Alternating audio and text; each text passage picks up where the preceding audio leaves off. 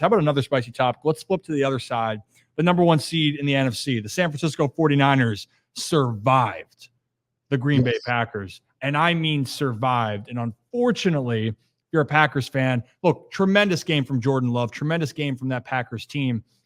But the big moment that switched it all really was when Anders Carlson missed that 41-yard field goal, I believe, when they were up 4. What happened? Brock Purdy went down and scored, and the rest is history. The Niners hold on. But how about the comment Tom Rinaldi was reporting during the game? We can't show you the actual video, but Tom Rinaldi said when he talked to Matt LaFleur, he says that he says a prayer every time Anders Carlson goes out. And guys, I feel for him. And we saw it in the Bills game too. We're going to touch on that in a little bit, but Justin Tucker appreciation. Actually, both of you guys tweeted this out. I've been doing that for 3 years. I've been doing it for 3 years. Me and Kevin have this thing going on right now, and it's never planned, but we seem to at least once a day have a tweet way too similar within 10 seconds of each other. We're the same person. Yeah, it really is crazy. Like something will drop, and then 30 seconds later, me and Kevin, like a second apart, have almost the exact same caption. It's like,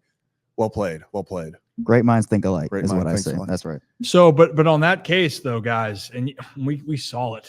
It was, and there's been a lot of debate about this, but this is how fragile kicking is, especially in these big moments. And for Baltimore Ravens fans, we know that Justin Tucker is not going to be perfect, but I think everyone's so accustomed to how elite he has been. When you look at other teams, even on quote unquote down years for Tucker, it's still top of the NFL. He's still a guy that you want constantly. But right now for the Packers, and it's not to say the Packers, I know, Brad, I'll let you get your point. The Packers very well could have lost this game, but you could feel the momentum switch just like that, Brad.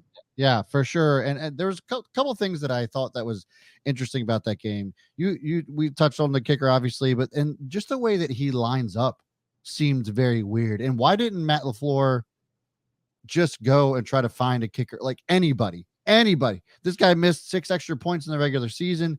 I just don't understand why they stuck with him, but that's probably another conversation for another time. They drafted him.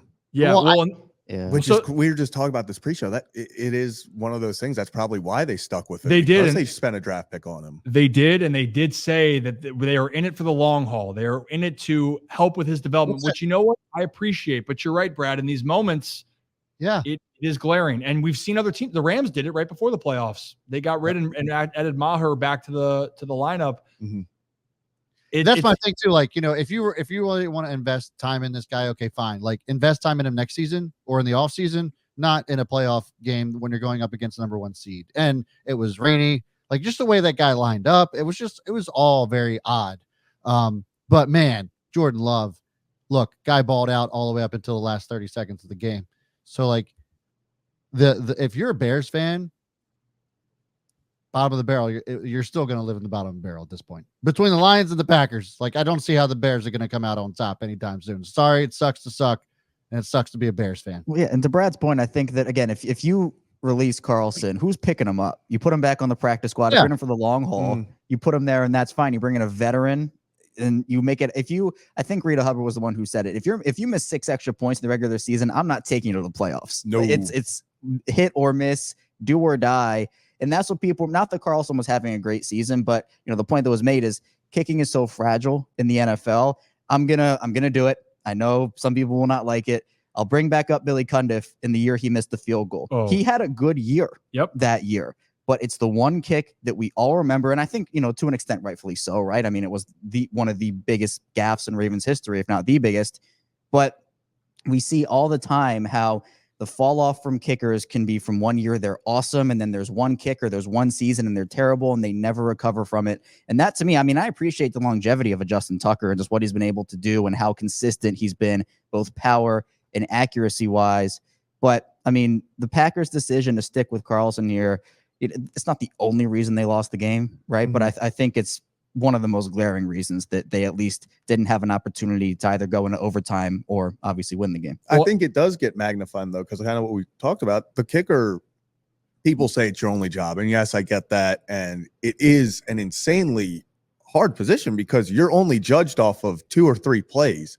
So it is tough when you're a kicker and you do miss in a moment like that, because no matter what happens after, if you lose, the entire fan base, media are going to point to you. And I think also, I mean, out of every position in football, I mean, it's not like if the Packers were to get, or just any team were to get rid of a kicker, it's not like it's a new quarterback and you have to install a new system and everything. You got to learn a playbook, right? There's to an extent, you got to learn a couple things. I'm not saying being a kicker is just you go and you kick and that's it.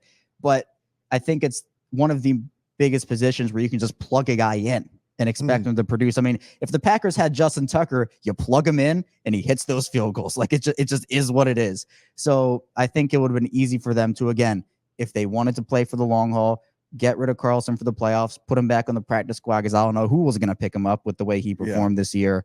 It's almost like when the Bucs picked Robert Aguayo in the second round. Yeah. And they stuck with him, even though he was horrendous for pretty much his entire career. But they stuck with him because they took him in literally the second round. And their kicker situation has been kind of iffy ever since then. And here's a context too for Carlson. By the way, his brother is Daniel Carlson, who got off to a rough start in his own career and then settled in with the Raiders and is now considered one of the best kickers in the NFL. But for Anders, just to give a context a little bit on him, he is perfect within 40 yards. He was 20 for 20, and this is where it got a little bit dicey for him. He was a 7 for 13 in field goals longer than 40 yards, 4 of 8 in between 40 and 49, and 3 of 5, 50 or longer. So look, and that's the part of it. You're not going to say plays come down to 1 or 2 here, but when it comes down to points, and there's going to be mistakes, like the Packers could have done some things better, right?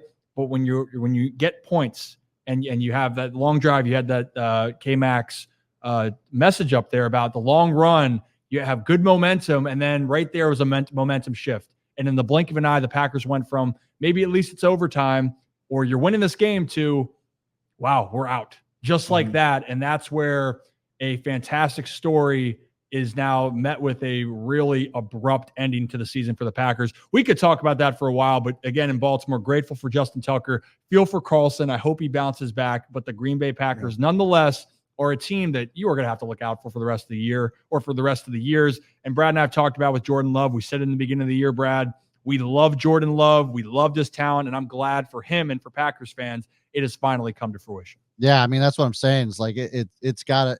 I don't know how the Bears overcome Jordan Love and Jared Goff and Dan Campbell at this point. Like, what the Bears are just going to have to either be a wild card or not make the playoffs for the next 10 years.